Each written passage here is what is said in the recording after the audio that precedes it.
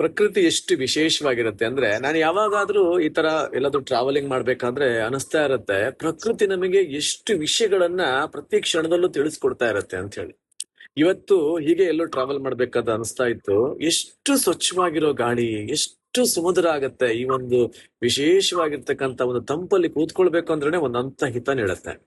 ಪ್ರಕೃತಿ ನೋಡಿ ಒಂದೊಂದು ವಿಷಯದಲ್ಲೂ ನಮಗೆ ಒಂದೊಂದು ಪಾಠಗಳನ್ನ ಕಲಿಸ್ತಾ ಹೋಗುತ್ತೆ. ಅಂದ್ರೆ ಈ ಇಂಪಾಗಿರ್ತಕ್ಕಂಥ ಗಾಳಿ, ತಂಪಾಗಿರ್ತಕ್ಕಂಥ ವಾತಾವರಣ ಎಷ್ಟು ಒಂದು ಹಿತ ಕೊಡುತ್ತೆ, ಮನಸ್ಸಿಗೆ ಮುದ ನೀಡುತ್ತೆ ಅಂತ ಹೇಳಿದ್ರೆ ಇದನ್ನೇ ಹೇಳೋದು ಪ್ರಕೃತಿ ನಮಗೆ ಕಲಿಸ್ಕೊಡ್ತಾ ಇರತ್ತೆ. ಅಂದ್ರೆ ನಾವ್ ಹೇಗ್ ಮಾತಾಡ್ತೀವಿ, ನಾವು ಯಾವ ತರ ಒಬ್ಬರ ಜೊತೆಗೆ ಬಾಂಧವ್ಯಗಳನ್ನ ಬೆಳೆಸ್ತೀವಿ, ನಮ್ಮ ಮಾತು ಬೇರೆಯವರಿಗೆ ಹರ್ಟ್ ಮಾಡದಿರೋ ತರ ನಮ್ಮ ಮಾತನ್ನ ನಾವು ನಿಗಾ ವಹಿಸ್ಕೊಳ್ತೀವಿ. ನಮ್ಮ ಒಂದೊಂದು ವಿಷಯಗಳು ಕೂಡ ಒಬ್ರ ಹತ್ರ ಮಾತಾಡ್ಬೇಕಾದ್ರೆ ಆ ಮಾತಿಂದ ಅವ್ರಿಗೆ ಎಷ್ಟು ಹಿತ ನೀಡುತ್ತೆ, ಎಷ್ಟು ಪ್ರೀತಿ ಭರಿತವಾಗಿರುತ್ತೆ ಆ ಮಾತು ಅನ್ನೋದಕ್ಕೆ ಈ ನಿಸರ್ಗದ ಗಾಳಿಯೇ ನಮ್ಗೆ ಉದಾಹರಣೆ.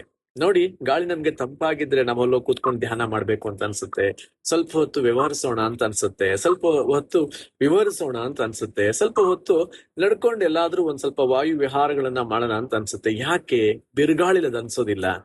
ಭಯಾನಕವಾಗಿರ್ತಕ್ಕಂಥ ಗಾಳಿ ಬರ್ತಿದೆ, ಬಿರುಗಾಳಿ ಬರ್ತಿದೆ ಅಂತ ತಕ್ಷಣ ಪ್ರತಿಯೊಬ್ರು ಹೋಗಿ ಎಲ್ಲಾದ್ರೂ ತಪ್ಪಿಸ್ಕೊಂಡ್ರೆ ಸಾಕಪ್ಪ, ನಾವು ಈ ಗಾಳಿ ನಮಗ್ ಬೇಡ ಅಂತ ಅನ್ಸುತ್ತೆ.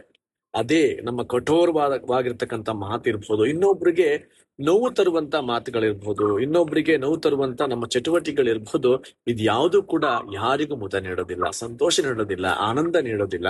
ಹಾಗಾಗಿ ಪ್ರಕೃತಿ ನಮ್ಗೆ ಗಾಳಿಯ ಮುಖಾಂತರ, ತಂಪಾಗಿರ್ತಕ್ಕಂಥ ಗಾಳಿ, ಹಿತವಾಗಿರ್ತಕ್ಕಂಥ ಗಾಳಿ, ನಮ್ಮ ಮಾತಿನ ಬಗ್ಗೆ ನಿಗಾ ಇಟ್ಕೊಳ್ಬೇಕಪ್ಪ. ನೀನು ಮಾತಾಡುವಂತ ಮಾತು ಇನ್ನೊಬ್ರಿಗೆ ಪ್ರೀತಿ ಭರಿತವಾಗಿರ್ಬೇಕು, ಇನ್ನೊಬ್ರಿಗೆ ಮುದ ನೀಡ್ಬೇಕು, ಆನಂದ ನೀಡ್ಬೇಕು ಅಂತ ಹೇಳಿ ಪ್ರಕೃತಿ ನಮ್ಗೆ ತಿಳಿಸ್ಕೊಡುತ್ತೆ. ಎಷ್ಟು ವಿಶೇಷವಾಗಿರ್ತಕ್ಕಂಥದ್ದು ಪ್ರಕೃತಿ ಅಲ್ವಾ?